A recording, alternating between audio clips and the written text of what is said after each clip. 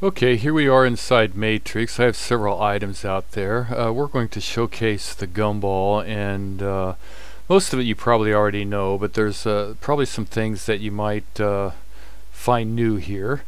You know, the normal stuff. You can rotate an object, you can move an object, you can 2D object, either direction, any direction. And let's go back here real quick, get it square so it's easy. You can, if you hold down shift and go to your checkerboard, you can 3D an object. So those are all very powerful things, of course. But there's even more than that the gumball can do. First of all, if you go to the little white circle there, I'm sure you've all done this before, and there's a lot of options here. So the first thing we're going to look at is just relocating the gumball at certain points. So you can click on that little white circle, click relocate with your mids and end snaps on. You can relocate the gumball just about anywhere you want on an object. So now it's in the middle there. You can go to an end to relocate it. Relocate the gumball from here over to there, and then up to the Y direction, and it'll locate it on the corner, and you can move it from there. So there's a lot of options you can do with the gumball. Those are the easy ones that probably everybody already knows, but there's also some other stuff. If you hold down Alt, okay, and then click on, or first click on the item, then hold down Alt while you're dragging the item, you can actually make a copy of it. So if you want to make two copies, you hold down Shift, collect both of them, and then hold down Alt, and then you can drag and make several copies of whatever you're trying to do. So that's a good feature. Again, just click on the item, hold down Alt, and drag, and that'll make a copy of it. That goes with pretty much anything. You could hold down Alt on a curve too and make a copy of a curve as well. So it actually works on all objects. The relocate we already did. Make copy. You can also, if you want to extrude things with the gumball, if you hold down Alt, Control and Shift and click on a surface, you'll get a little ball in the middle of your handles that comes up, and if you click on it and drag, you can make a extrusion. So you can make extrusion, and if you hold down Control and Shift again, well, not there. If you hold down Control and Shift again and click on the object, you'll be able to extrude it even more. Again, it'll put it in the center, but if you hold down Control and Shift, it'll put it in the center there, and then you can manipulate the surface with your gumball from there, 2D it around or whatever, or even extrude it even further.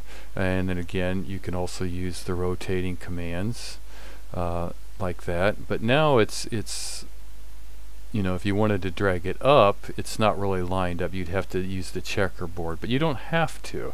If you go to the white circle and click on Align to Object, now it'll actually go to the center of that object. So that's one very useful tool. We'll get rid of that that you can use. You can also do it with surfaces. If you there again, you can see it, just click on it, and then after you get the two, you have two surfaces there. If you go to Control and Shift and hold down and then click on, you can move it again from there. And it comes out all solid. It's still a closed surface, and you can manipulate the ends. If you Control Shift again, and then you can manipulate the surfaces from with using the gumball. So I think that's also, well, let's do this. You have your gumball. It's centered in the object because we have this extrusion. It's not in the center of the square. It's in the center of the object. If you hold down Control and grab a handle, you're actually able to move it away from the object, and then you can manipulate it from a different point. So let's say real quick that I have two boxes out here real quick. Maybe real quick. Let's go to the top, draw a box, go to the front perspective, bring it down. Let's just duplicate that box real quick. I'll duplicate it from this end, drag it over, hold down Shift so it's right there with it. Get rid of that one, don't need it. Turn those to green. Alright, so right now if I click on both of them, it'll go in the center, right, of course. But I want to relocate the gumball to this object over here. So I'm going to go to the mid, there, and there. And now I'm actually able to rotate that and not around another object. So if you're trying to get a certain curvature of items or something like that, it might be a useful way of manipulating the objects. Very useful. Again, all you have to do is, if you want to go back, is you have to click on the white dot. You have to make sure you align to C plane, and it'll reset it in the center of the objects. Okay, and the last thing is, like I said, is curves. If you go to a curve, you can click on those dots and then drag it up. And actually, if you wanted to, Control Shift again, you can go to one of the sides, and it's not aligned right to the object pointing out. You'd have to use the checkerboard, which isn't always accurate. Just go to your object, align with object, and now you can go in there and then drag that surface out, and it makes a nice little pole out there. So it's sort of like 3D sub D manipulation, but of course everything's straight edged or whatever. But it also works on sub D. You can also do it on sub D. Last thing, I think I already showed it, but wanted to show it on this one. Right now it's going with my object again because I have it on align to object. But if I go to my white dot, if I can get it,